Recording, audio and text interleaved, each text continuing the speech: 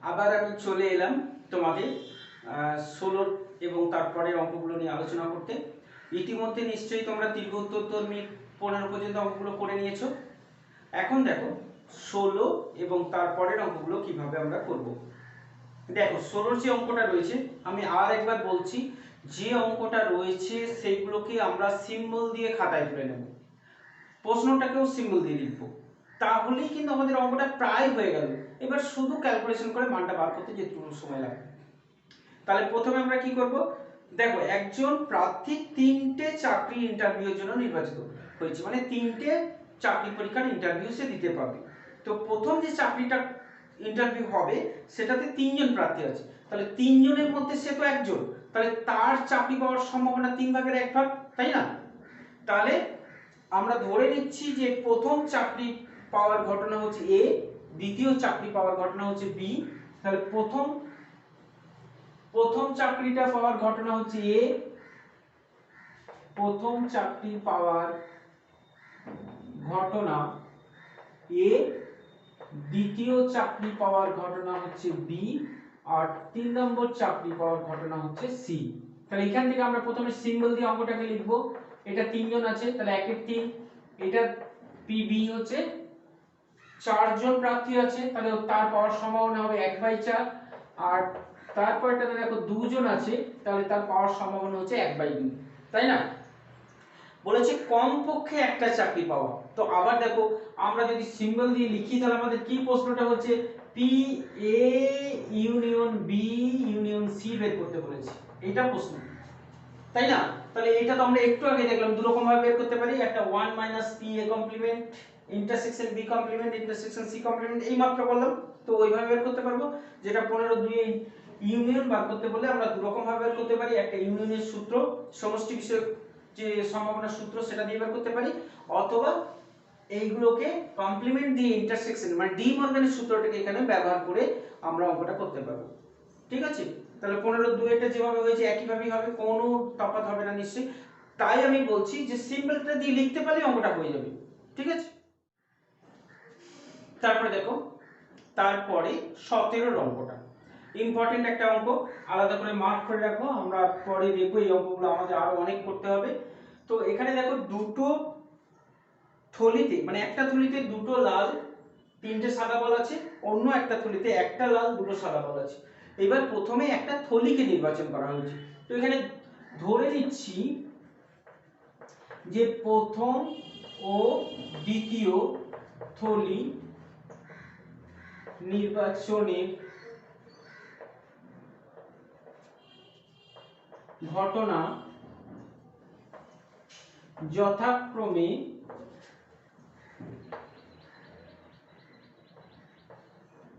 একটা হচ্ছে E1 আর একটা হচ্ছে E2। আমরা এরকম ধরে নিচ্ছি যে প্রথম থলি নির্বাচনের ঘটনা হচ্ছে E1 আর দ্বিতীয় থলি নির্বাচনের ঘটনা হচ্ছে E2। তাহলে আমরা এটা নিশ্চয়ই লিখতে পারবো PE1, তো দুটোর মধ্যে একটা, তো তার মানে 1/2। PE2 কত হবে, একই তো হবে, তাই না? তাহলে E2টাও হচ্ছে 1/2 হলো। এবার কি করেছে দেখো, একটা থলি নির্বাচন করে তার থেকে একটি বল তোলা হলো, বলটি সাদা হওয়ার সম্ভাবনা কত। তাহলে আরো ধরে নিলাম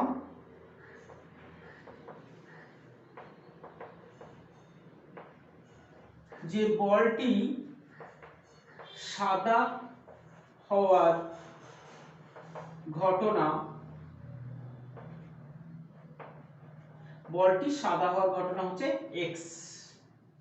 তাহলে আমাদের কি হবে, এবার বলটির সাদা হওয়ার ঘটনা, এখন বলটা আমরা কোনখান থেকে, যে কোনো একটা থলিতে নির্বাচিত হতে পারে, তাহলে প্রথম থলিটা যদি নির্বাচন করি সেখান থেকেও সাদা বল উঠতে পারে, দ্বিতীয়টা যদি নির্বাচন করি সেখান থেকেও সাদা বল।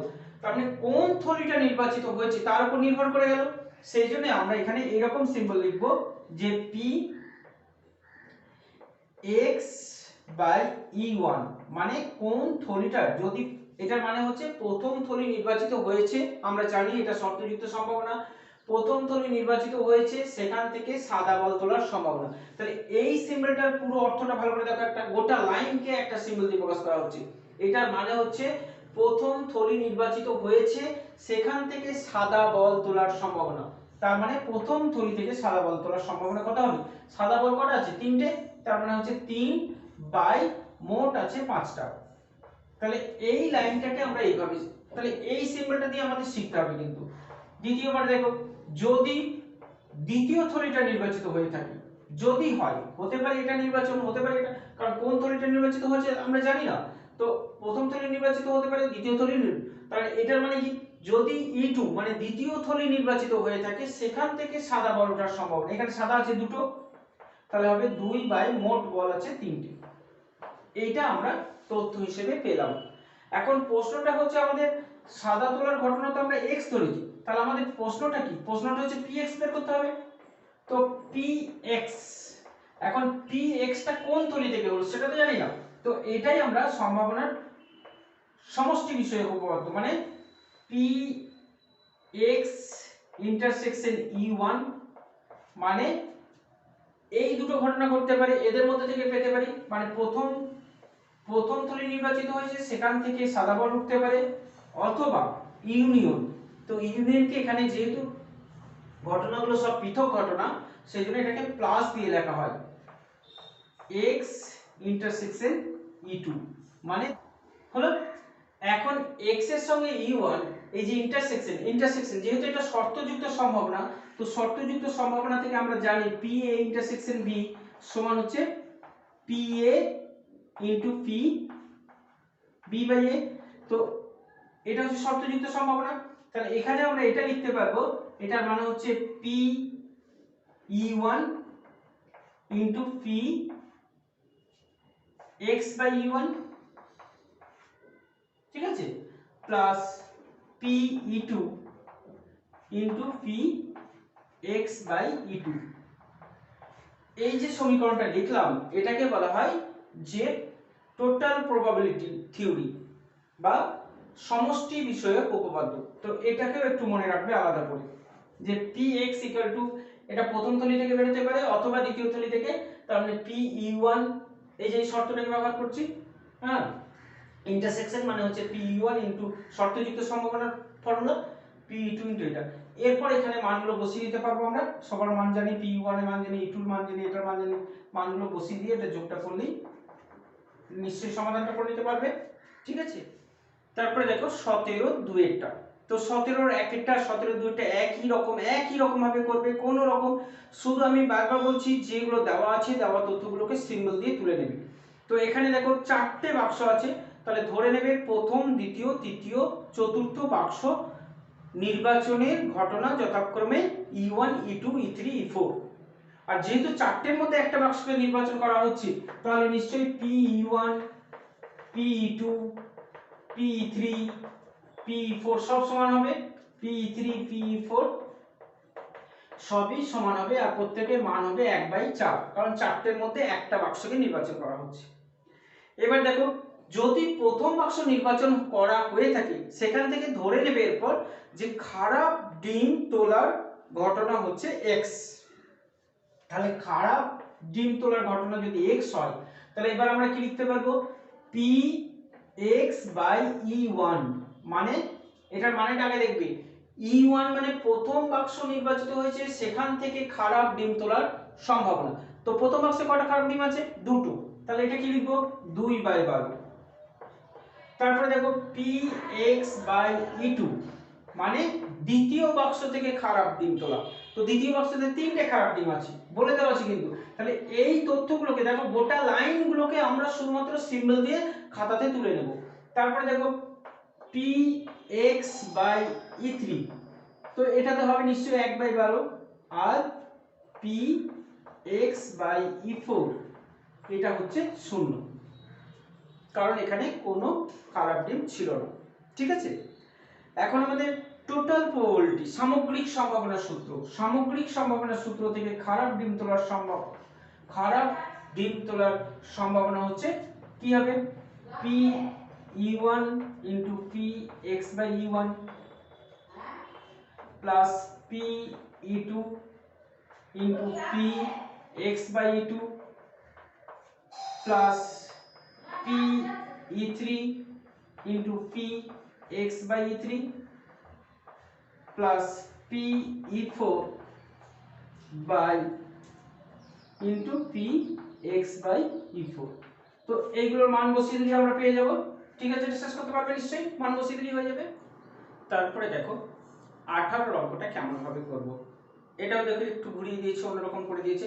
পুনর্স্থাপন বলেছে, পুনর্স্থাপন করা হয়েছে।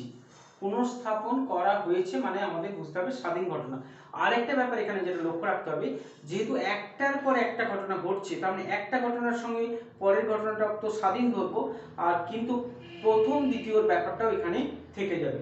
সেই জন্য দেখো এখানে বলেছে যে গুণফল শূন্য হবে, তাহলে গুণফল শূন্য হওয়ার সম্ভাবনা আমাদের বের করতে বলেছে। এবার আমাদের কি চিন্তা করতে হবে যে গুণফল শূন্য কখন হবে। তো গুণফল যদি শূন্য হতে হয় তাহলে যে দুটো সংখ্যা পরপর একটা একটা করে তোলা হলো, দুটোর মধ্যে একটা অবশ্যই শূন্য থাকবে। তাহলে এক্ষেত্রে আমরা ধরে নিচ্ছি যে প্রথম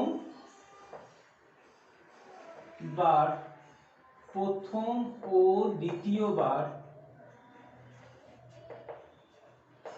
শূন্য পাওয়ার ঘটনা A1 ও A2, আর প্রথম ও দ্বিতীয়বার শূন্য না পাওয়ার ঘটনা হচ্ছে B1 ও B2। তাহলে গুণফল শূন্য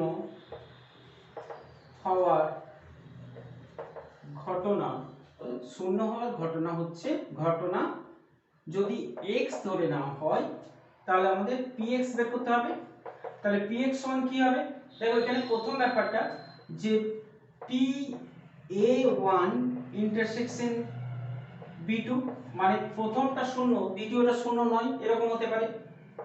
প্লাস মানে অথবা প্রথমটা শূন্য নয় দ্বিতীয়বারে, কিন্তু প্রথমটা শূন্য নয় কিন্তু দ্বিতীয়টা শূন্য, এরকম হতে পারে, দ্বিতীয়বার শূন্য পাওয়া গেল। অথবা আরো একটা ব্যাপার হতে পারে যে প্রথমটাও শূন্য দ্বিতীয়টাও শূন্য, এটাও তো হতে পারে না, তাহলে তো গুণফল শূন্য হবে। তাহলে এই কোটার মান আমাদের বের করতে হবে। যেহেতু প্রতিস্থাপন করা হয়েছে মানে প্রথমবার যেটা তোলা হয়েছে সেটা আবার রেখে দেওয়া হয়েছে, তাহলে ঘটনাগুলো পরস্পর স্বাধীন। তাহলে ইন্টারসেকশনকে আমরা লিখতে পারবো PA1 into PB2 plus PB1 into PA2 plus PA1 into PA2, এটা লিখতে পারবো, তাই না? এখন PA1 মানে হচ্ছে শূন্য পাওয়া। তো 10টা অঙ্কে রয়েছে, 10টার মধ্যে তো একটাই শূন্য আছে, তাই না? তাহলে PA1 মানে 1/10। PB2 মানে শূন্য ছাড়া অন্য অঙ্ক, শূন্য না হওয়া, তাহলে এটা 9টা আছে, তাহলে 9/10। এটাও তাই, এটা 9/10 ইন্টু 1/10, আর এটা হচ্ছে 1/10 ইন্টু 1/10, দুটি শূন্য, ঠিক আছে?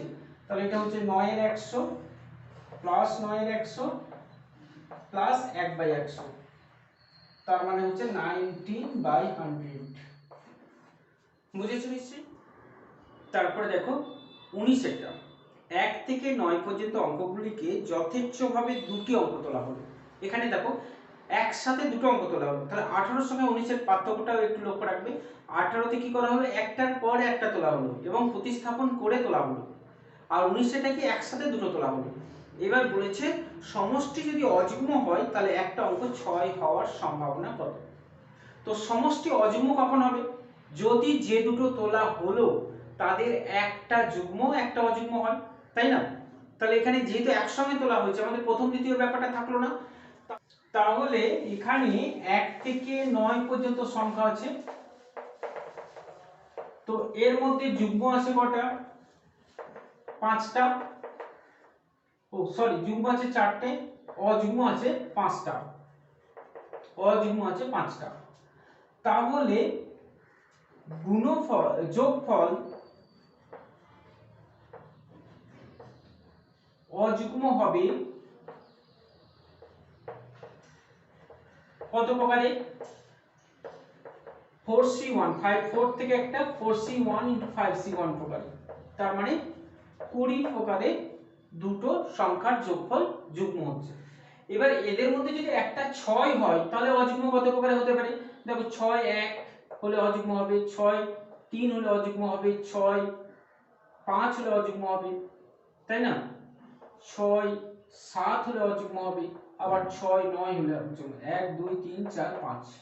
তাহলে এই 5 রকমে একটা সংখ্যা আমাদের যুগ্ম, মানে 6 থাকলে যোগফলটা অযুগ্ম হচ্ছে। যেহেতু এখানে প্রথম দ্বিতীয় ব্যাপার নাই, সেজন্য 6 1ই শুধু হচ্ছে, 1 6 কিন্তু নেওয়া হচ্ছে না, ঠিক আছে? তাহলে একটি সংখ্যা 6 হতে পারে, একটি সংখ্যা 6 এবং যোগফল অযুগ্ম হবে 5 প্রকারে, 5 প্রকারে। অতএব